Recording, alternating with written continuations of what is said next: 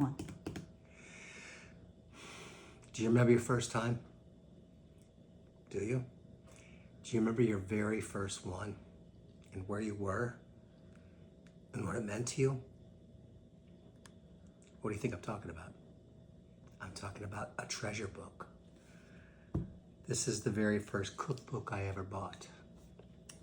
So this was my first time for that.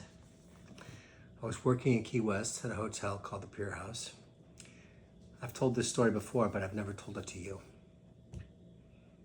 I got into a bit of a, I wouldn't say an argument, but a discussion with the guy who was my boss, the sous chef. He used a term, a culinary term, and I never had heard that term before. Of course, I never went to culinary school. So, velouté was the term, by the way. I was taken aback because he knew something I didn't know. He was younger than me. Didn't seem like he was all that brainy. But he did say something that had an effect on me. He said, why don't you go to cooking school? And I said, how much does that cost? And when he told me, I knew that was not going to happen.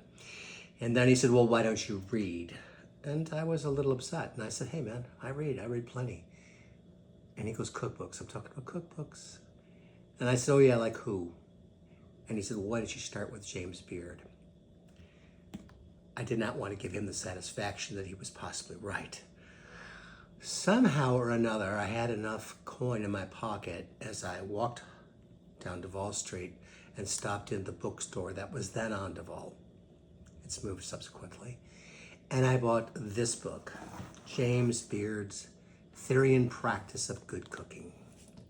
There's no cover left on this anymore because I beat the hell out of this book. Actually, it stood up pretty well considering how many times it went back and forth in my bicycle basket going to and from work or to a friend's house. And I got the fever reading this book.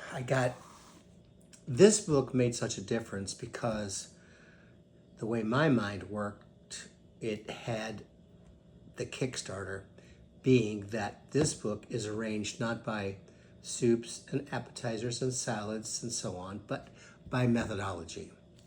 The Theory and Practice of Good Cooking. It says Key West, 1978, and then my handwritten, scrawled signature at the time.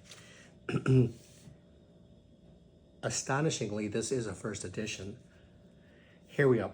The contents. I'm going to push this over, so if you wish to take a screenshot, you can. By the way, I don't get paid or get any free books from Thrift Books, but I tell everybody that's interested in books that they might want to check out that particular source or their local bookstore, of course. But Mr. Beard, he breaks it down into these methodologies of cooking, and that really helped me move from just the mystery of why would you do this or do that when you're cooking. There's not a single photograph in this book. This book would not be an Instagram lover's book, but it changed my life. The hand drawings are by a gentleman named Carl, I think Stuchin might be how you pronounce that name. But who's this poet, maybe Milton, that said, the scales fell from my eyes? And that was the case with this book. I probably only bought one book that year because it was maybe by a book or maybe by a knife. And I couldn't be buying them both in the same year. But I remember propping this book open with a knife. I'll pretend this is a knife.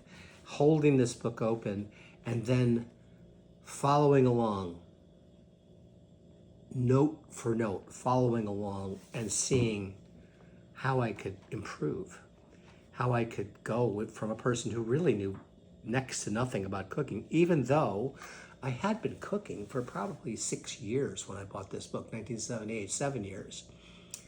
I was just cooking.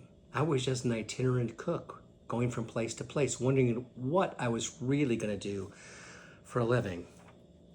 But with this book, I began to see the possibilities, and I began to be able to converse with those who had gone to cooking school, which is something you want to do. I don't know when I wrote this, but I always have something in the books. Technique. Oh, I made these notes when I was doing a television show about different techniques: searing, marinating, steaming.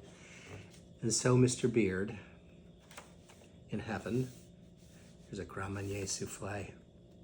He gave me a measure of confidence that I didn't have before this. And what more can we ask from the books that we buy or the people that mentor us? Now it's my job to mentor a lot of young people who come to work in the kitchens with us. And I hope I can turn them into book readers like I've become, because it really has made a key difference in my life.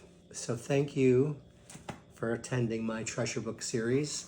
This will be on my website with some kind of story or anecdote. It has to do with the James Beard Foundation, the James Beard House, the James Beard Awards, which I've been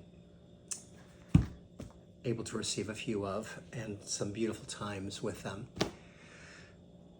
Theory and Practice of Good Cooking, the first of many in the cookbook collection, and certainly at the top of my treasure books. Have a wonderful night, and I'll see you soon.